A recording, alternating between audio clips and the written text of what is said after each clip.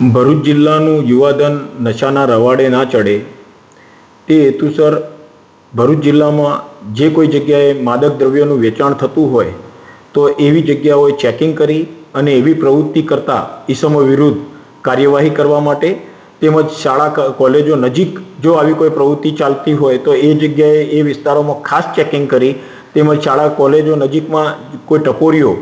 બિનજરૂરી રીતે અડ્ડો જમાવીને બેસીને વિદ્યાર્થીઓની છેડતી કરતા હોય તો તેઓના વિરુદ્ધમાં કાર્યવાહી કરવા માટે ભરૂચ જિલ્લા પોલીસ અધિક્ષક શ્રી મયુર ચાવડા સાહેબનાઓએ સ્થાનિક પોલીસ સ્ટેશનના અધિકારીઓને તથા એલસીબીના પીઆઈ એમપી વાળાને અને એસઓજીના પોલીસ ઇન્સ્પેક્ટર શ્રી એ ચૌધરીને સૂચના કરતા સ્થાનિક પોલીસ સ્ટેશનના અને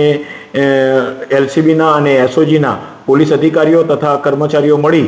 કુલ 29 જેટલી ટીમો બનાવવામાં આવી અને એમાં 145 પોલીસ કર્મચારીઓનો પણ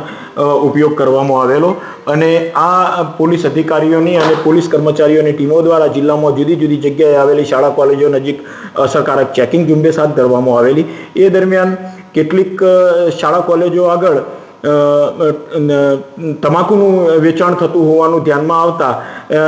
તેઓના વિરુદ્ધમાં ટોબેકો એક્ટ હેઠળ કાર્યવાહી કરવામાં આવેલી છે અને ભરૂચ પોલીસ દ્વારા અવારનવાર આ રીતે કાર્યવાહી કરવામાં આવનાર છે।